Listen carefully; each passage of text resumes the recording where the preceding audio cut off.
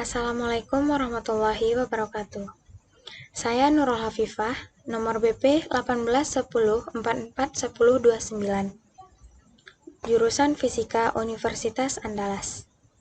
Baiklah, pada kesempatan kali ini, saya akan membahas tentang transformasi fasa campuran, merupakan materi dari mata kuliah Fisika Termal. Transformasi fasa campuran. Campuran menjadi homogen jika konstituennya bercampur pada skala atom, atau yang disebut juga dengan larutan. Suatu campuran bersifat heterogen bila mengandung dua atau lebih fasa yang berbeda, seperti minyak dan air yang tidak bercampur pada suhu normal. Setiap fasa memiliki konsentrasi atom atau molekul bercampur yang berbeda, atau pemisahan fasa. Transformasi fasa menjadi jauh lebih rumit ketika sistem mengandung dua atau lebih jenis partikel, seperti udara. Misalnya, campuran sekitar 79% nitrogen dan 21% oksigen. Apa yang terjadi jika suhu campuran diturunkan pada tekanan atmosfer? Kita mungkin mengira bahwa semua oksigen akan mencair pada suhu 90,2 derajat Kelvin. Faktanya, bagaimanapun, tidak ada cairan sama sekali sampai suhu turun menjadi 81,6 derajat Kelvin. Ketika cairan yang terdiri dari 48% oksigen mulai mengembun. Energi bebas dari suatu campuran. Energi bebas atau Gibbs, yaitu dapat dirumuskan sebagaimana yang terdapat pada slide. Berikut merupakan gambar kumpulan dua jenis molekul, sebelum dan sesudah pencampuran. Yang bagaimana terlihat pada gambar kiri, merupakan molekul A dan molekul B yang masih terpisah. Sedangkan di gambar sebelah kanan, terlihat bahwa molekul A dan molekul B sudah tercampur. Pertimbangkan sistem dua jenis molekul, A dan B, dan anggaplah bahwa mereka awalnya terpisah, berdampingan pada suhu dan tekanan yang sama seperti gambar. Bayangkan memvariasikan proporsi A dan B sambil menahan jumlah total molekul tetap. Katakanlah 1 mol. Misalkan Ga adalah energi bebas dari 1 mol A murni, dan Gb energi bebas dari 1 mol murni B. Untuk kombinasi yang tidak tercampur dari bagian A dan bagian B, energi bebas total hanyalah jumlah dari energi bebas yang terpisah dari dua subsistem, yang bagaimana dirumuskan sebagai yang tertera pada slide, di mana X adalah pecahan molekul B, sehingga X sama dengan 0 untuk murni A dan X sama dengan 1 untuk murni B. Sekarang, anggaplah kita menghilangkan partisi antara kedua sisi dan mengaduk molekul A dan B bersama-sama untuk membentuk campuran yang homogen. Apa yang terjadi dengan energi bebas? Dari definisi G sama dengan U ditambah PV dikurang TS, kita lihat bahwa G dapat berubah karena perubahan U, V, dan S.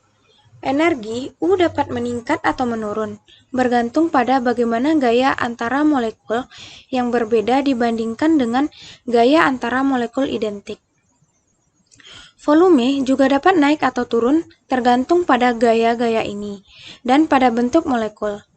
Entropi pasti akan meningkat karena tidak ada lagi cara yang mungkin untuk mengatur molekul. Abaikan setiap perubahan pada U dan V, dan bahwa seluruh perubahan dalam G berasal dari entropi pencampuran. Sebagai penyederhanaan lebih lanjut, kita asumsikan bahwa entropi pencampuran dapat dihitung dengan rumus yang tertera pada slide. Berikut ini merupakan grafik hubungan G terhadap X. Sebelum pencampuran, energi bebas berupa kumpulan A dan B adalah fungsi linear dari X sama dengan NB per NA ditambah NB. Pada gambar sebelah kiri, garis lurus merupakan tidak terjadinya pencampuran. dan garis cekung merupakan campuran ideal, yang entropi pencampurannya ditampilkan pada gambar di sebelah kanan. Ungkapan ini tepat untuk gas ideal, dan juga untuk cairan dan padatan jika kedua jenis molekul memiliki ukuran yang sama, dan tidak memiliki preferensi untuk memiliki tetangga yang suka atau tidak sama. Kapan ini ekspresi untuk entropi pencampuran berlaku ketika U dan V tidak berubah saat pencampuran. Energi bebas campuran dapat dihitung dengan rumus sebagaimana yang tertera pada slide. Campuran yang memiliki fungsi energi bebas sederhana ini disebut campuran ideal. Campuran cair dan padat jarang mendekati ideal, tetapi kasus yang ideal masih menjadi titik awal yang baik untuk sampai pada pemahaman kualitatif. Campuran non-ideal seringkali memiliki sifat kualitatif yang sama dengan campuran ideal, tetapi tidak selalu. Pengecualian terpenting adalah saat pencampuran kedua zat meningkat energi total. Ini terjadi dalam cairan ketika molekul yang berbeda kurang tertarik satu sama lain, contohnya seperti minyak dan air. Perubahan energi saat pencampuran kemudian menjadi fungsi cekung dari X, seperti yang ditunjukkan pada gambar 5.26 berikut. Gambar di sebelah kiri merupakan kasus sederhana, di mana energi pencampurannya adalah fungsi kuadrat dan pada gambar di sebelah kanan adalah energi bebas dalam kasus ini, pada 4 perbedaan suhu. Pada T sama dengan 0, energi bebas merupakan fungsi cekung. Namun, saat T tidak sama dengan 0, terdapat persaingan antara G dan kontribusi cekung ke bawah dari energi pencampuran, dan kontribusi cekung naik dari min T kali entropi pencampuran. Entropi pencampuran memiliki turunan tak hingga di titik-titik ujung. Sedangkan energi pencampuran hanya memiliki turunan berhingga di titik-titik akhir. Jadi, pada T bukan 0 yang kecil, fungsi energi bebas berbentuk cekung di dekat titik-titik ujung dan cekung bawah di dekat bagian tengah, seperti gambar yang tadi. Berikut, perubahan fase dari campuran yang dapat mencampur.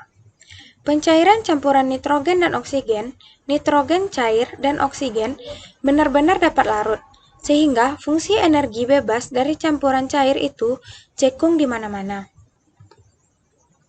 Berikut merupakan gambar 5 grafik di sebelah kiri menunjukkan energi bebas cairan dan gas dari campuran ideal pada suhu di atas, di bawah, dan di antara titik didih TA dan TB.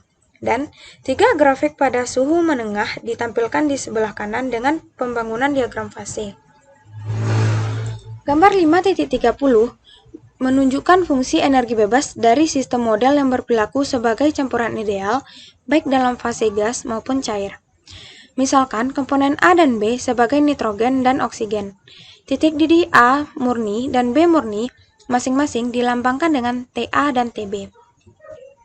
Pada suhu yang lebih besar dari TB, fase stabil adalah gas terlepas dari komposisinya, sehingga kurva energi bebas gas seluruhnya berada di bawah kurva energi bebas.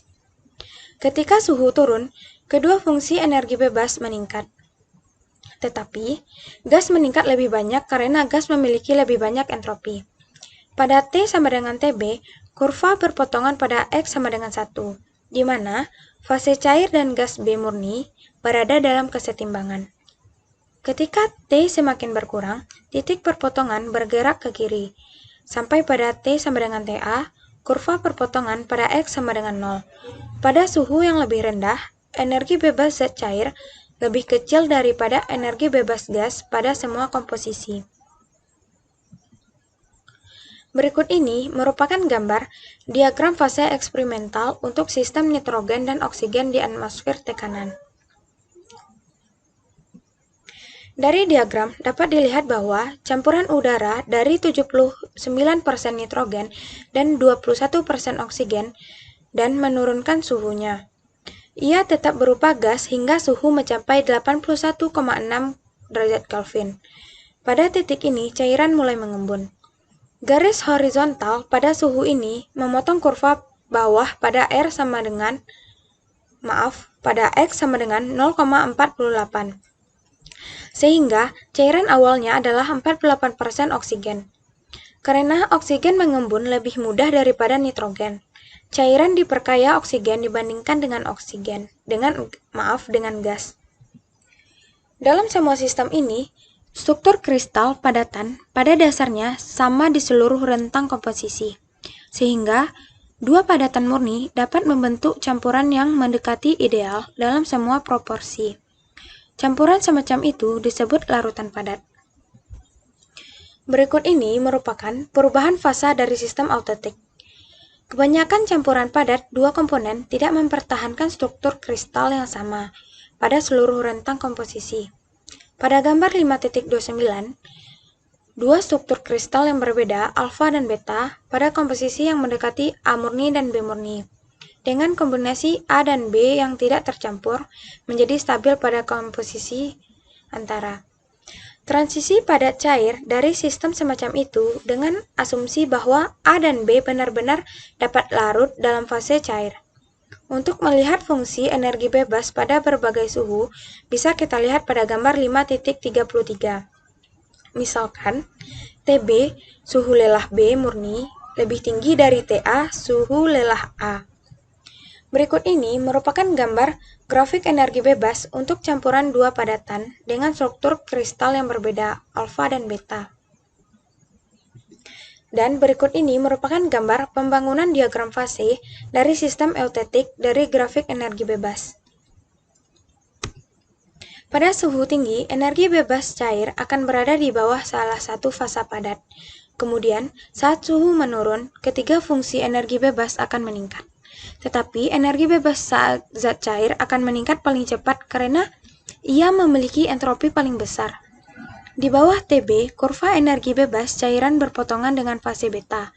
Jadi, kisaran komposisi yang konfigurasi stabil adalah kombinasi cairan dan beta yang tidak tercampur. Saat suhu menurun, kisaran ini melebar dan mencapai lebih jauh ke arah sisi A diagram. Akhirnya, kurva cairan juga memotong kurva dan terdapat kisaran komposisi kaya A, di mana fasa stabil merupakan kombinasi cairan yang tidak tercampur. Titik eutetik menentukan komposisi khusus di mana suhu lelah serendah mungkin, lebih rendah daripada bahan murni. Cairan di dekat komposisi eutetik tetap stabil pada suhu rendah karena memiliki lebih banyak entropi pencampuran daripada kombinasi padatan yang tidak tercampur. Berikut ini merupakan diagram fasa untuk campuran timah dan timbal. Contoh yang baik dari campuran eutetik adalah solder timah timbal yang digunakan dalam rangkaian listrik. Gambar 5.34 menunjukkan diagram fase sistem timah timbal. Solder listrik umumnya sangat dekat dengan komposisi eutetik dari 38 derajat timbal menurut berat atau 26 derajat menurut jumlah atom. Penggunaan komposisi ini memiliki beberapa keuntungan, di antaranya yaitu suhu leleh serendah mungkin, mencapai 183 derajat Celcius, solder tiba-tiba membeku, bukan bertahap, dan logam yang didinginkan relatif kuat, dengan kristal kecil dari dua fasa yang bergantian secara seragam pada skala mikroskopis. Campuran yang kurang eksotis adalah air ditambah garam, NaCl, yang dapat menjadi cairan pada suhu serendah min 21 derajat Celcius pada komposisi eutetik 23% NaCl berat. Contoh umum lainnya adalah cairan pendingin yang digunakan pada mesin mobil. Campuran air dan etilen glikol atau HOCH2OH, air murni membeku pada 0 derajat Celcius dan etilen glikol murni pada min 13 derajat Celcius. Jadi, tidak akan ada yang tetap cair pada musim dingin atau pada iklim dingin. Baiklah, sekian yang dapat saya sampaikan pada kesempatan kali ini. Jika terdapat kesalahan kata, saya mohon maaf. Semoga ilmu yang didapatkan bisa bermanfaat. Wabillahi taufiq wal hidayah. Assalamualaikum warahmatullahi wabarakatuh.